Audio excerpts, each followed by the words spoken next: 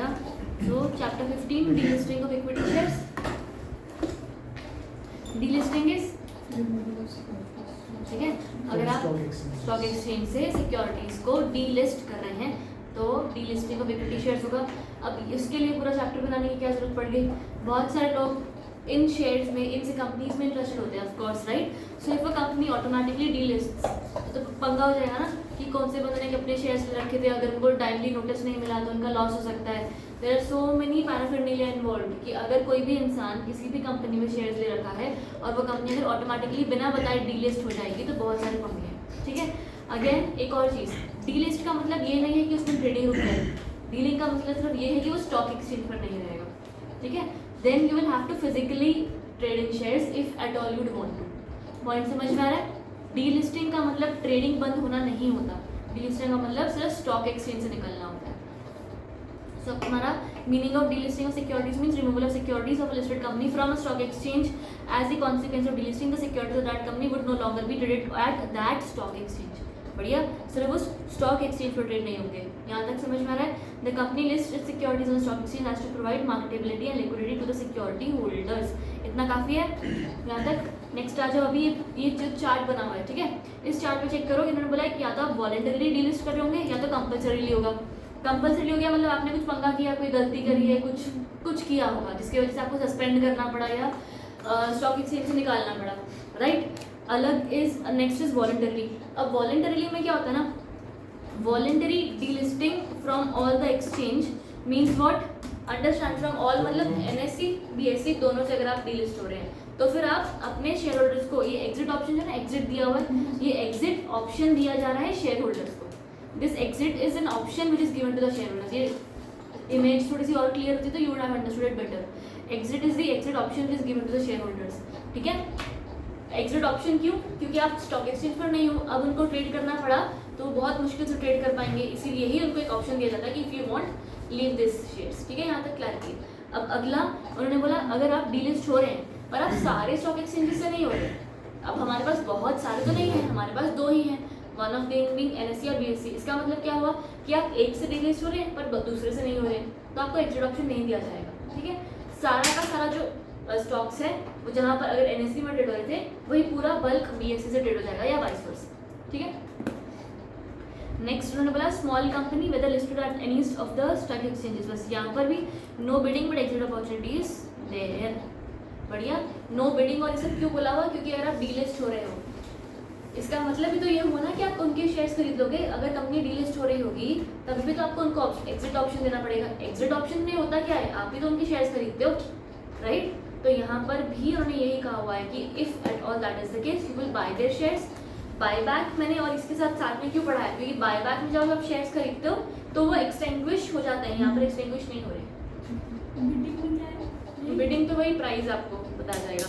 No bidding मतलब अगर मान लो तुम शेयर्स डीलिस्ट कर रहे हो और अगर तुम्हें एक एग्जिट अपॉर्चुनिटी मिल रही है तो तुम्हें बिडिंग उस टाइम पर किया जा सकता है कि तुम कितने में हमें बेचोगे.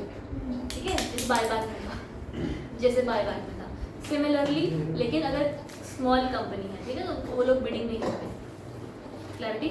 एग्जिट अपॉर्चुनिटी होती है, बिडिंग नहीं होता. यहाँ तक सबको सेट है ना, क्लैरिटी. अब involuntary delisting, a company decides on its own to remove its securities from a stock exchange.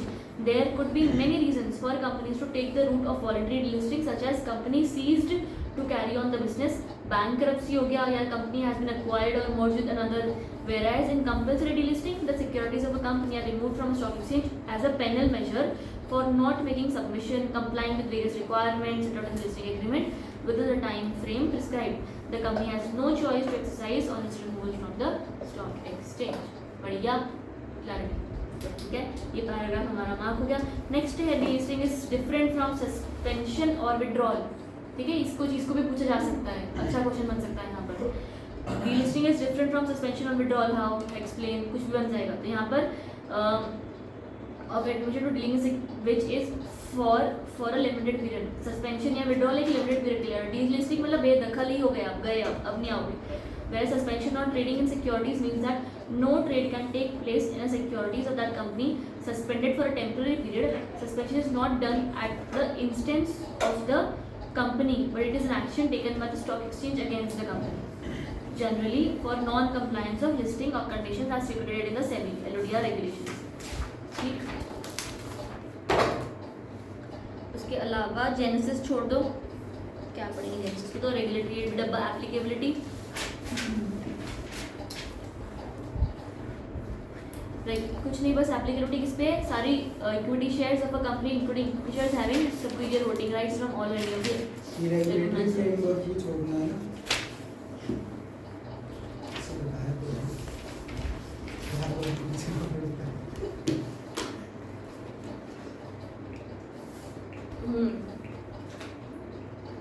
किस्मत वाला मैं टीचर हूँ, कोई और होता ना अभी। नॉन एप्लीकेबिलिटी बनाना चाहते हैं अंदर से हम चाहते हैं वो चीज़ निकल के वो क्या कुछ नहीं। नॉन एप्लीकेबिलिटी, आप हमारे टीचर हो तभी हम इतनी बकवास करते हैं। हाँ, वो हमारी गलती नहीं है। हाँ, चलो अब इसमें क्या बोला, these regulations shall not be applicable to, यानी कि डीलिस्टिंग वाले रेगुलेशंस किसको एप्लीकेबल नहीं होंगे, उनके बारे में बात करें, ठीक है। Growth platform innovators, These regulations shall not be applicable to पहला securities listed and traded on the innovators growth platform of a recognized stock exchange. Innovators growth platform is a different platform altogether. वो ना startups वगैरह के लिए, startups वगैरह के लिए भी वो इन्वेट्स के ना, इसमें ना इस चैप्टर के जो हमारा लास्ट वाला है ना, इन्वेस्टमेंट ट्रस्ट वाला, ट्रस्ट वाला नहीं है ये, एक सेकंड तुम्हारा ये लास्ट में delisting of equity shares of companies listed on innovators growth platform after making initial public offer, ये इनोवेटर्स ग्रोथ प्लेटफॉर्म यहाँ पर दिया हुआ है, लास्ट एकदम सेकंड लास्ट टॉपिक है तुम्हारे इस चैप्टर का। इनोवेटर्स ग्रोथ प्लेटफॉर्म से डिफरेंट प्लेटफॉर्म, जैसे कि एसएमई प्लेटफॉर्म नहीं होता, सोशल स्टॉक एक्सचेंज होते हैं अलग अलग, तो इनोवेटर्स ग्रोथ प्लेटफॉर्म में डिफरेंट प्लेटफॉर्म ऑलटुगेदर जहाँ पर आप लिस्ट होते हैं। मैंने तो बताया। चलो कोई बात नहीं, चलो कोई आ जाओ।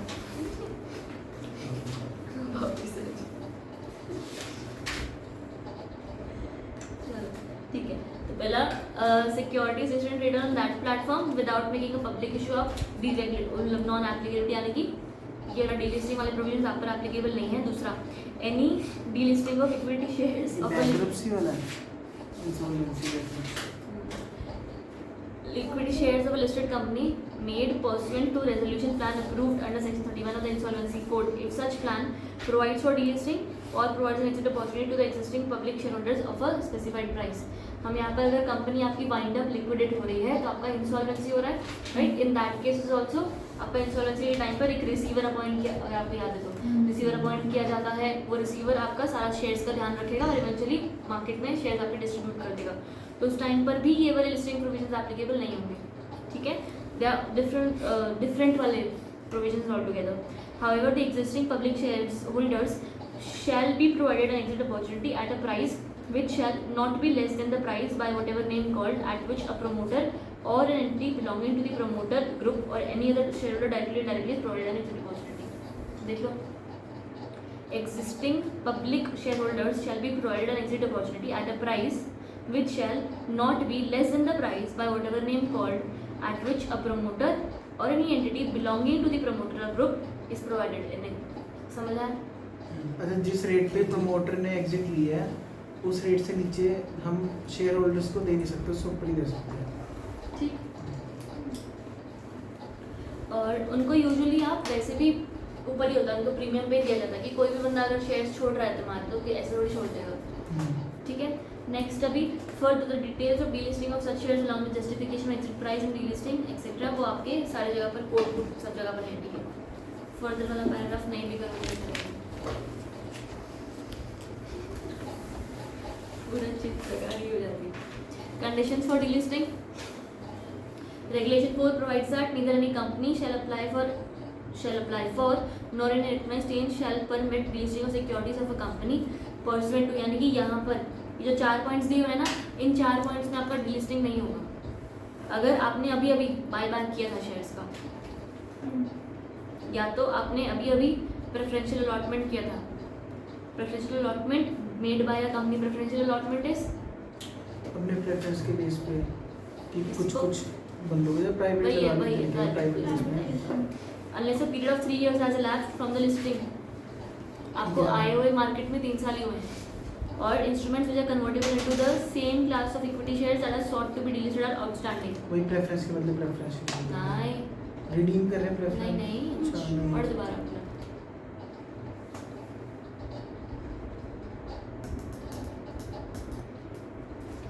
मतलब कि चलिए प्रेफरेंस शेयर हमने नहीं आउटस्टैंडिंग पढ़े हैं।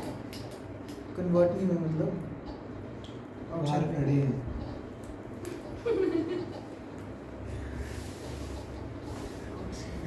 आउटस्टैंडिंग पेमेंट नहीं करी अब तक। अच्छा जिन लोगों ने पेमेंट नहीं करी है हमने उनको पेमेंट नहीं करी, अच्छा, रिडीम अच्छा। नहीं हुए अब तक। ठीक है मतलब मैंने हम payment डिलिस्ट कर- कर रहे हैं उनको पेमेंट ही नहीं करी हाँ डिलिस्ट का प्रोसीजर स्टार्ट हो चुका है और उस टाइम उनको पेमेंट ही नहीं करी डीलिस्ट आपका प्रोसेस स्टार्ट हो ही नहीं सकता अगर आपने पेमेंट्स नहीं करी हुई है तो। मान ले मैं प्रेफरेंस शेयर्स को डीलिस्ट करना चाहती हूँ, मेरे कंपनी के प्रेफरेंस शेयर्स को डीलिस्ट करना चाहती हूँ, सिक्योरिटीज से हटाना चाहती हूँ, ठीक है, और पर मुझे उनको रिडम्पशन तो देना पड़ेगा ना, राइट। तो हम यहाँ पर इसे ये करें, instruments are convertible into the same class of equity shares. कोई ऐसे शेयर्स डिबेंचर्स या तो प्रेफरेंस जो इक्विटी में कन्वर्ट हो सकते हैं, आपने these shares are sought to be delisted are outstanding.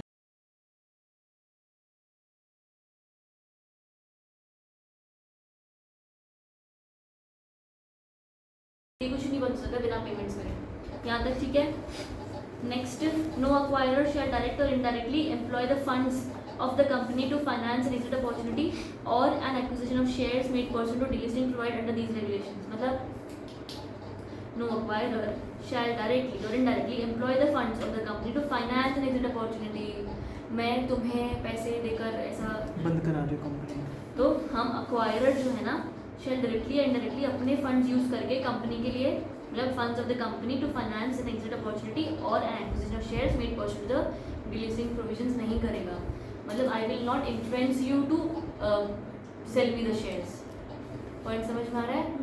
अगला, acquirer shall not propose delisting of equity shares of a company if the acquirer had sold equity shares of the company during the period of 6 months prior to the date of initial public announcement.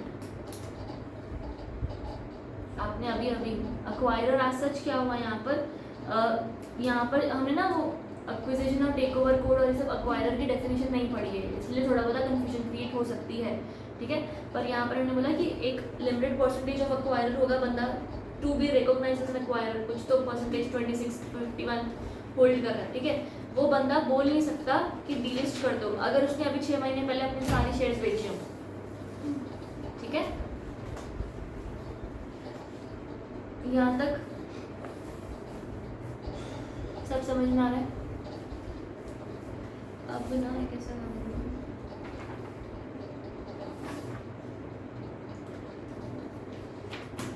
आपको ना एक चीज़ का ध्यान रखना पड़ेगा यहाँ पर, जो मेन प्रोसेस है कैसे हो रहा है कि जो डीलिस्टिंग होगा, ठीक है, या तो वो कंपलसरी होगा या तो आपका सबसे डीलिस्ट हो गया यानी कि ऑल से, या तो आप एक में रह गए, ठीक है।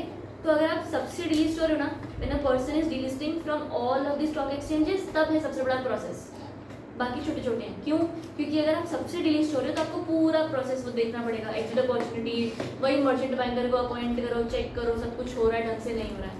अगर ऐसा नहीं हो रहा है, ठीक है, ये प्रॉब्लम्स नहीं है, तो आपकी सिक्योरिटीज तो लिस्टेड ही है ना, लोगों को यहाँ से वहाँ उठा के बस रख दिया जाएगा तो प्रॉब्लम नहीं आएगी। इसलिए पहला आप देखो वॉलंटरी डीलिस्टिंग में क्या हो रहा है, means the delisting of equity shares of a company voluntarily on the application made by the company, इतना चलेगा। नेक्स्ट आ जाओ, conditions and procedure for delisting where exit opportunity is not required. मतलब एक स्टॉक एक्सचेंज में कभी भी हो तो आप एग्जिट अपॉर्चुनिटी देने की जरूरत नहीं है, तो आसान है ये वाला। क्या होगा, ये सारा regulation provides that a company may delist its equity shares from one or more of the recognised stock exchanges on which it is listed without providing an exit opportunity to the public share holder if after the proposed delisting the equity shares remain listed on any recognized stock exchange that has nationwide अपना trading. Any company desirous of delisting the equity shares where no exit opportunity is required. अगर आपको exit opportunity देने की जरूरत ही नहीं है तो आप डिलीस्ट आराम से कर सकते हो। कहाँ पर ज़रूरत होती है? इनको तो ज़रूरत होती है ना, बताने को तो एग्जिट का ऑप्शन होता है इनके पास। अरे जैसे मान ले एक एग्जिट अपॉर्चुनिटी क्यों नहीं दे रहे हम यहाँ पर? मान लिया मैं बीएससी पे भी लिस्टेड हूँ, एनएससी पे भी लिस्टेड हूँ, मैं बीएससी से जा रही हूँ, एनएससी पे मैं अभी भी हूँ। मतलब अगर आप हाँ एक पे हैं तो फिर नहीं देंगे, हमने पढ़ा था पीछे। यही वही बोल रहा है ठीक है। कि नहीं देंगे। कब अगर नहीं देना है तो उसके लिए क्या करना है? Obtain the prior approval of its board of directors, make an application to the relevant recognised stock exchange for delisting, issue a public notice of the proposed delisting in at least English वाला newspaper, Hindi वाला newspaper, nation wide circulation and one vernacular जहाँ पर आपका stock exchange है। बाकी disclose the facts of delisting in its final annual report post delisting. आसान, ये आपने कर दिया। अब इसके साथ साथ an application for delisting shall be disposed by the recognised stock exchange within a period not exceeding 30 days from the date of receipt of such application. अगर आपने स्टॉक एक्सचेंज को बोला कि भाई डिलिस्ट बाय बाय डाटा, तो वो उसको 30 days में आपको एप्लीकेशन को खत्म करेगा। The following details shall be provided in the above mentioned public notice. क्या क्या? Name of the recognised stock exchange where securities of the company are intended to be delisted, reasons क्यों जा रहे हैं, and fact of continuation of listing equity shares or recognised stock exchange having listed, यानी कि कहाँ से हम जा रहे हैं और कहाँ पर हम अभी लिस्टेड हैं। ठीक है, किस रिकॉग्नाइज्ड स्टॉक एक्सचेंज से जा रहे हैं, वो पॉइंट नंबर 1, क्यों जा रहे हैं पॉइंट नंबर 2, और अभी भी कहाँ पर है पॉइंट नंबर 3। बताओ।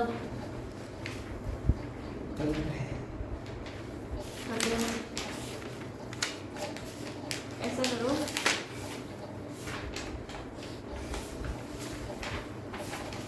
आपने तो मैम 8-10 पेज पे लिख दी है। हाँ आपने तो 8-10 पेज पे लिख दी है। नहीं टीचर से करा दो कोई। नहीं थके, ठीक है, आई अंडरस्टैंड। ऐसा करो ना, ये वाला मुश्किल है जहाँ पर एग्जिट अपॉर्चुनिटी है, लंबा चौड़ा प्रोसेस है, फलाना डिंगना बोलते रहेंगे इसका उसका नाम। ऐसा करो, कंपल्सरी डीलिस्टिंग पर आ जाओ, आसान है। और अभी अभी हमने पढ़ा ना एग्जिट अपॉर्चुनिटी देने की जरूरत नहीं है वाला, तो कंपल्सरी आ जाओ, वो थोड़ा सा आसान हो जाएगा। मेरा है 437। 415 के आसपास मिलेगा। तेरा कितना है? 412। डीलिस्टिंग के लिए आप कर रहे हैं कि नहीं करते? अभी 10 पेज है। अभी 10 पेज है। पूरा मतलब नीचे।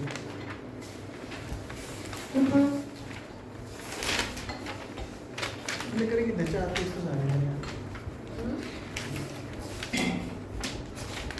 तो आप यहाँ से लेके लेसन खत्म होने तक कराओगे? अगर तुम्हारी हिम्मत हुई तो फोर्स नहीं करो। फिर क्या करोगे? यार नहीं समझ आने लगेगा तो फिर क्या कर सकते हैं? मैं बोलूँगी फिर समझ भी ना आए, पहला क्या। One topic at a time, पहले कंपलसरी खत्म करते हैं, हिम्मत हुई तो अगले टॉपिक पर जाएंगे, ठीक है। कंपलसरी डीलिस्टिंग पर आ जाओ। बहुत ठंडा पानी है यार, जबान सुन जाती है। ये ठंडा मेरा है ही ना, इसमें रहता है ना ठंडा। चिपड़ से बोतल हो गई। Compulsory delisting refers to permanent removal of securities of a listed company from a stock exchange as a penalizing measure. बढ़िया, उनको हम कुछ गड़बड़ की होगी इन्होंने, तो हम उनको for not making submission comply या कुछ उसने पंगा किया, पहुंच गया हर चीज जगह पर, ठीक है। As per regulations recognised stock exchange में by a reasoned order delist any securities on the grounds prescribed. However, no order of compulsory delisting shall be issued unless the company has given reasonable opportunity of being heard. Simple, ठीक है, यहाँ तक जा रहा है दिमाग में। अगला कॉन्स्टिट्यूशन ऑफ पैनल। अब यहाँ पर है ना, अगर आपको कोई कंपनी को डिलिस्ट करना है तो ऐसे ही नहीं किया जा सकता भाई, थोड़ा सा तो डिसीजन लेना पड़ेगा। और स्टॉक एक्सचेंज डिलिस्ट कर रही है तभी भी पंगा है कि भाई ऐसे ही कोई भी बंदा डिलिस्ट नहीं कर सकता, तो स्टॉक एक्सचेंज के द्वारा एक पैनल बनाया जाएगा, ठीक है। वो पूरा पैनल डिसाइड करेगा कि करना क्या है। Decision regarding compulsory delisting shall be taken by panel to be considered by the recognised stock exchange. इस पैनल में कौन सा बंदा है?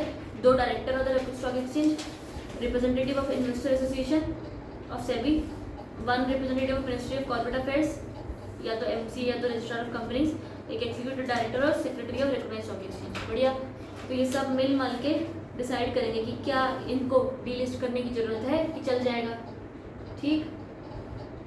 Next, public notice before delisting order. Delisting का ऑर्डर है, उसके पहले एक पब्लिक नोटिस, क्या 15 दिन का, एक बार प्लीज पढ़ेंगे। Before passing an order recognised stock exchange shall give a notice in at least English, Hindi, vernacular.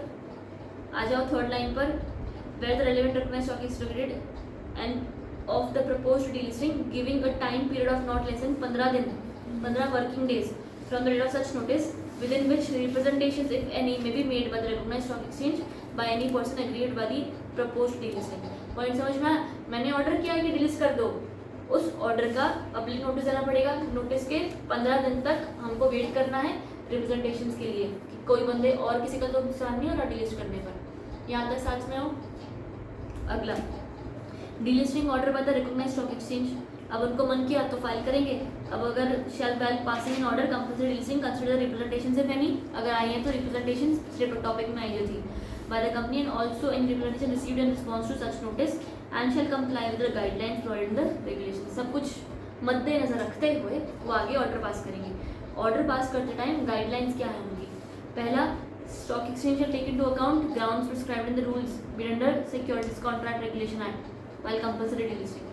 अब ये किस चीज़ का ध्यान रखेंगे? They want to take a good decision ना, ड्यू ऑर्डिनरी ढंग से डिसीजन लेना है तो SCRA बाजू बाजू में लिखते रहो, SCRA के सारे रेगुलेशंस फॉलो करेंगे।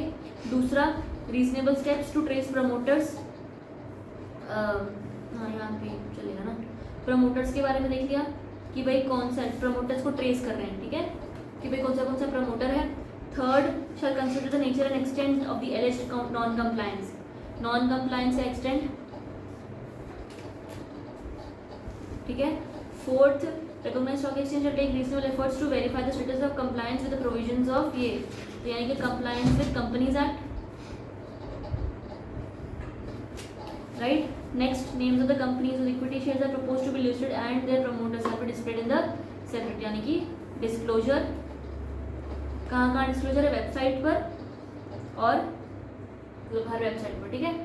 नेक्स्ट वन में बोला द नेम ऑफ द, हाँ लिखे हो गया, recognized stock exchange in case of appropriate case file prosecution, हाँ लिखे, अगर appropriate case है तो prosecution फाइल होंगे, बस इतना समझ में है। prosecution ऐसे केस सूट्स फाइल होंगे ना, if any person opposes और इस तरह। पॉइंट समझ में आ रहा है कि नहीं आ रहा है? बताओ रीड करो एक बार, थोड़ी सी हिम्मत रखो। हुआ यहाँ तक सबका? लास्ट वाला, shall in appropriate cases under the appropriate applicable provisions file a petition for winding up and make a request कि भाई नाम काट दिया जाए, इसका स्ट्राइक ऑफ कर दो, ठीक है।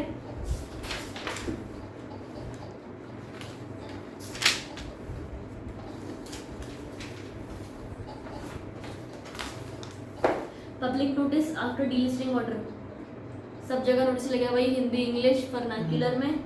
Fact, name and address, value, delisting की, डीलिस्टिंग टाइप पर इक्विटी शेयर्स की हमने क्या वैल्यू सोची हुई है, और promoters who would be liable. Inform all the stock exchanges whether equity shares the company are listed about such delisting and upload a copy of the said on the website. Simple.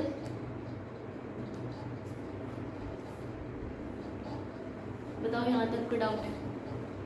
अगला, rights of public share holders in case of compulsory delisting. इनकी rights क्या है कि in case compulsory delisting हो रही है, the recognised stock exchange shall appoint an independent valuer who shall determine the fair value, right?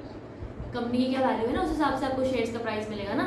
अब delisting हो रही है, आपने शेयर्स खरीद रखे हैं, आपको शेयर्स आप बेच दोगे, पैसे मिल जाएंगे। Right of public share holders are talking, हाँ ठीक है।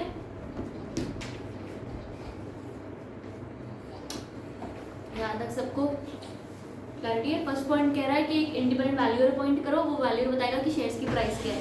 Second, representation from a panel of expert थे ना, पैनल वो बताएंगे कि exactly the value we appointed the value of delisted shares be determined by the valuer as prescribed. उसके बाद promoter of the company shall acquire the desired equity shares from public share holders by paying them the value determined by the valuer in 3 months on date of delisting. Delisting होने के 3 महीने के अंदर सबको सब payments मिल जाने चाहिए, ठीक है। साथ ही साथ आपने लेकिन subject to the option of the public share holder to retain their shares, अगर उन्होंने फिर भी शेयर्स रखने हैं तो रखेंगे। क्यों? क्योंकि डीलिस्टिंग का मतलब शेयर्स खत्म होना नहीं होता, मैंने आपको बताया था। रखते क्या करें? वो फिजिकली ट्रेड कर सकते हैं।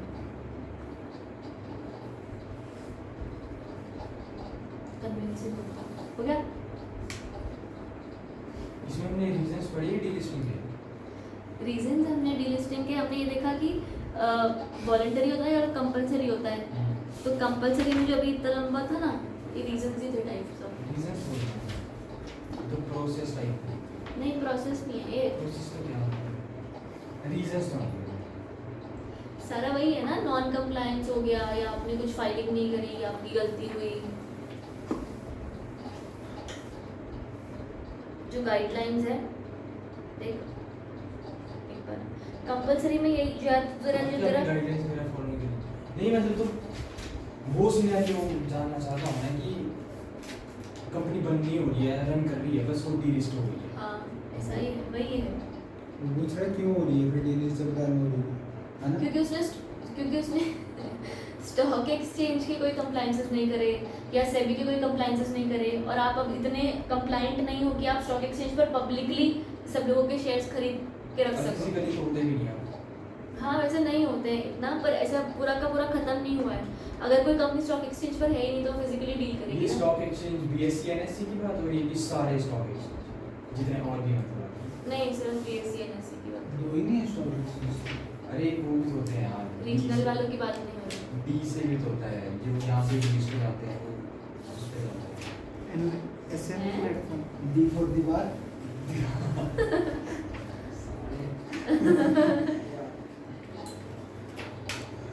याद आएगा ना आपको?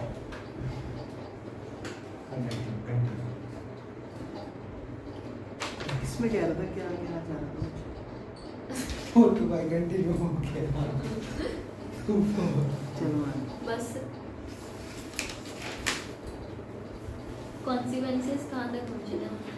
कॉन्सिक्वेंसेस से शुरू करते हैं। डिसेमिनेशन वो होता है जो अरे क्या दिक्कत है इससे? स्टॉक एक्सचेंज चैप्टर डीम्यूचुअलाइजेशन नहीं डीम्यूचुअलाइजेशन डेजिग्नेटेड यार मैं फिर भूल गया वर्ड जो भी था वो डिसेमिनेशन स्टॉक एक्सचेंज डिसेमिनेशन हाँ मेरी वो कुछ हो रहा है। डिसेमिनेशन होता तो स्टॉक एक्सचेंज ही है। नहीं डिसेमिनेशन और स्टॉक एक्सचेंज मतलब स्टॉक एक्सचेंज खत्म हो रहा है, कुछ ऐसा होता है। अरे वो वो स्टॉक एक्सचेंज का नाम नहीं है, वो एक टॉपिक है। स्टॉक एक्सचेंज एनएससी का अपना है, बीएससी का अपना है। यहाँ पे वो शेयर ट्रेड होते हैं जो एसएमई प्लेटफॉर्म वाले।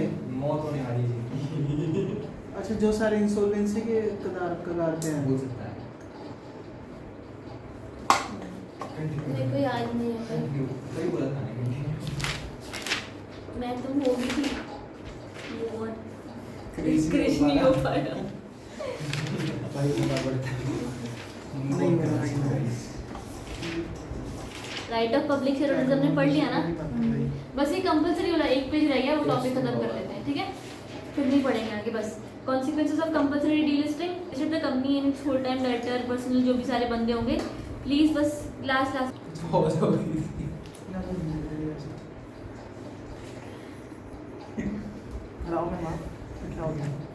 where a company has been compulsorily delisted, the company, its full-time directors, persons responsible for ensuring compliance with securities laws, its promoters, सारे के सारे बंदे को क्या ध्यान क्या रखना है?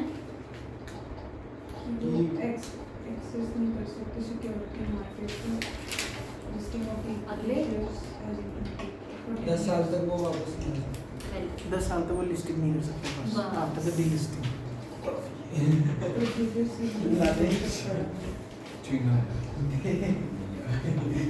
कॉन्स्टिट्यूशन ऑफ पैनल वो सेम आ गया देखो। अच्छा क्रिश और एक बार बस ये सेम है, लास्ट वाला सेम है प्रोसीजर देखो।